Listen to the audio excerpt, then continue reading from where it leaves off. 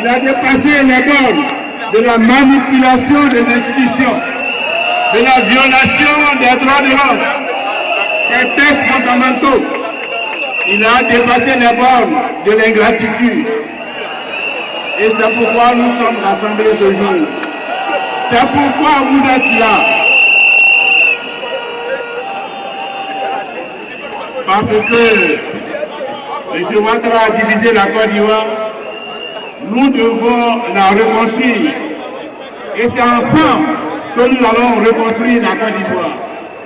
Et c'est pour la reconstruction de la Côte d'Ivoire, la renaissance de notre pays, que nous sommes rassemblés ce jour. C'est vrai que nous mettons au centre de nos revendications le retrait de la candidature de M. Alassane Ouattara, la réforme en profondeur de la commission électorale indépendante, la réforme du Conseil constitutionnel, le retrait de sa candidature de l'élection présidentielle à venir, le retour du président Laurent Gbagbo de Charles-Blé à la présidence, la libération de tous les prisonniers politiques. Mais au-delà de tout cela, il y a la situation de notre pays. C'est parce que notre pays est en crise que nous observons tout cela.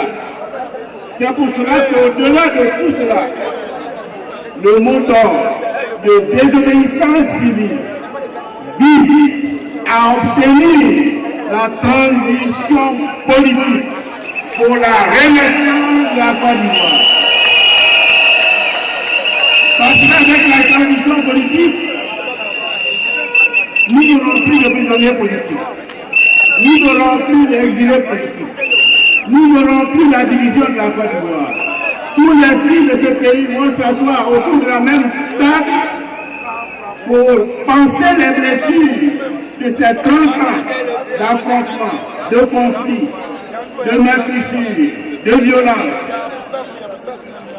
Avec la transition politique, nous allons reconstruire les institutions de la République. Et parce que nous aurons des institutions inclusives, démocratiques, consensuelles, en Côte d'Ivoire, on ne parlera plus de crise post-électorale. On ne parlera plus de prisonniers politiques. On ne parlera plus d'exilés politiques. Nous vivrons en frères et sœurs, comme nous n'aurons jamais dû cesser de le faire. Voilà le sens du mouvement que nous montons aujourd'hui. Alors ils nous disent, c'est bouclé, c'est calé, c'est gelé. Mais ils oublient que ce pays, la Côte d'Ivoire, est le pays du Zouglou et du coupé décalé. C'est le pays où on redresse les politiques tordues. Là où c'est bouclé, nous allons couper. Et là où c'est calé, nous allons décaler.